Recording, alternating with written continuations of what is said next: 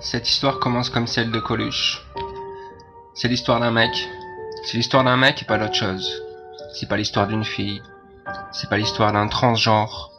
C'est pas l'histoire d'un hermaphrodite. C'est l'histoire d'un mec. Un mec qui s'appelle Bruce.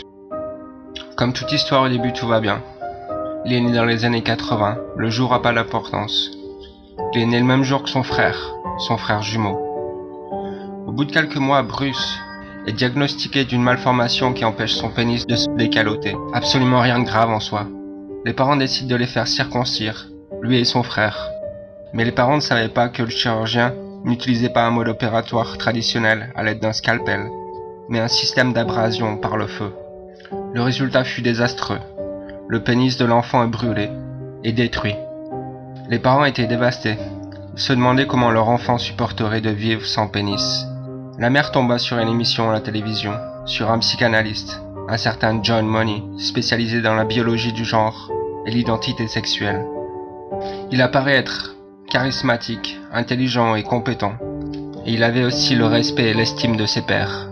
Sa théorie disait qu'un enfant ne naît pas dans un genre masculin ou féminin, mais que c'est quelque chose appris à travers la socialisation, ce que certains peuvent considérer comme la construction des genres, qui pensent que le genre n'est pas acquis à la naissance, mais que c'est une construction de la société.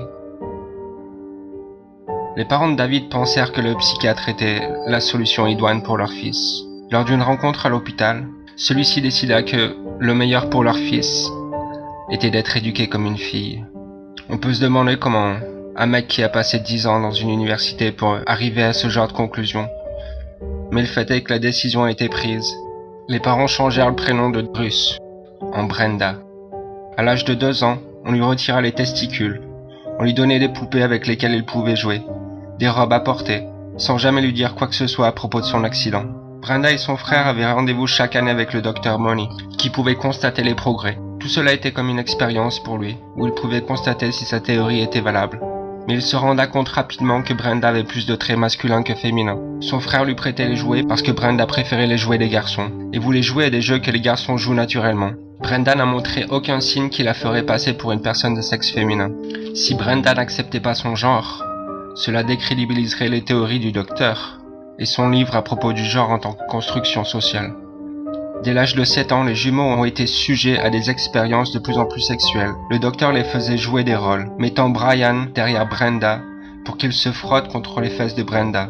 Il aurait aussi forcé les jumeaux à inspecter leurs parties génitales réciproques, allant même jusqu'à prendre des photos nues des deux frères.